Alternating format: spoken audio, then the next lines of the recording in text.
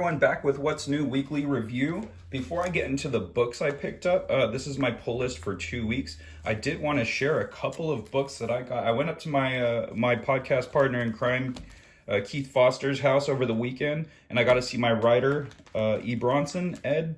I got to see him. He came and hung out. We ate some pizza, drank some beers, talked comics, and he was borrowing my Invincible books, and he brought me a box of stuff. But the two that I want to highlight specifically, he said, hey, these are for you. He had doubles of these. So he hooked me up. I got TMNT number 12. Super cool that he hooked me up with these. I love it. Thank you so much, Ed. You're the best, dude. And Leonardo number 1. How freaking rad is this? So I got these 2 books while I was up there visiting. So that has nothing to do with these. These are my pull list, but I just wanted to share those because I don't know that I'll have a video showing off all the other stuff in the box. So I saw this book in ads in other Image comics that I was reading, Karmen number 1, and I guess I had missed it by 2 weeks. I didn't even realize it, but I asked my local shop, SoCal Comics. I said, hey, did this already come out? Because it was the last week of March, and that's when it was being advertised. So they pulled this bad boy out. It was an alternate cover. It's probably like the 1 in 10 or something like that. So it's a couple bucks over cover price, but hey, that's not a big deal because it was the regular issue was long sold out. Geiger number 1, Geiger, one of those two.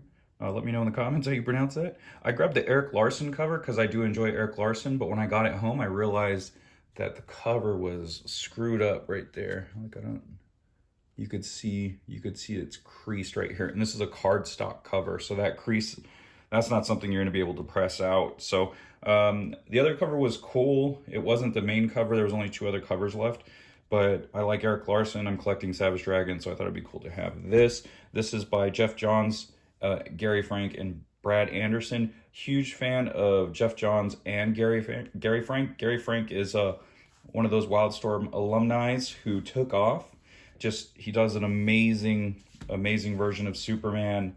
Pretty much anything he draws. Batman Year One was pretty awesome, so I love his work. Got Harley Quinn number 6, the Murphyverse, and continues to be a great book. Again, if you're not picking that up, you guys should be picking that up. Scumbag, this is number 6, and it looks like, oh, this is by Bengal. So this is definitely the first issue with Bengal. So it's just like rotating artists on this book. I love Rick Remender, as I always say in my videos, so I'll keep picking that up, and Bengal's a fantastic artist. And then we got Savage Dragon 258. I've seen this advertised a lot for whatever reason, but one thing that Larson, he had posted recently is he did a swipe of Bill Sienkiewicz, and he posted the side-by-side. I believe it was a New Mutants issue that he had swiped the image from, and he did his version of the Demon Bear. Here somewhere, there we go. So he does and I'll probably post a clip of the image he did right here.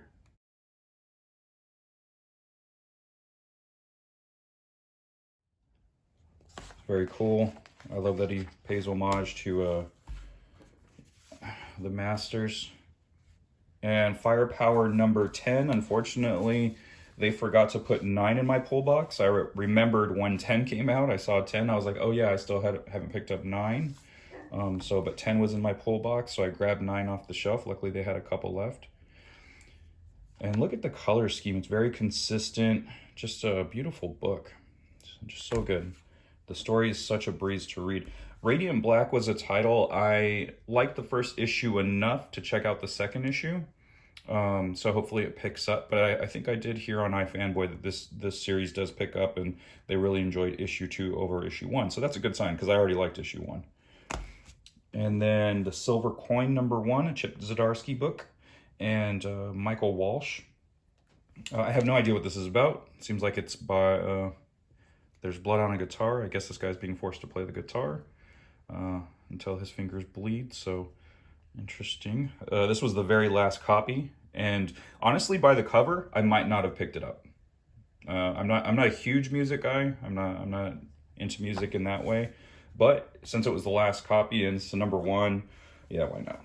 Nocterra, number one, or number two, I'm sorry. So used to saying number one. I have so many number ones by Scott Snyder and Tony Daniel.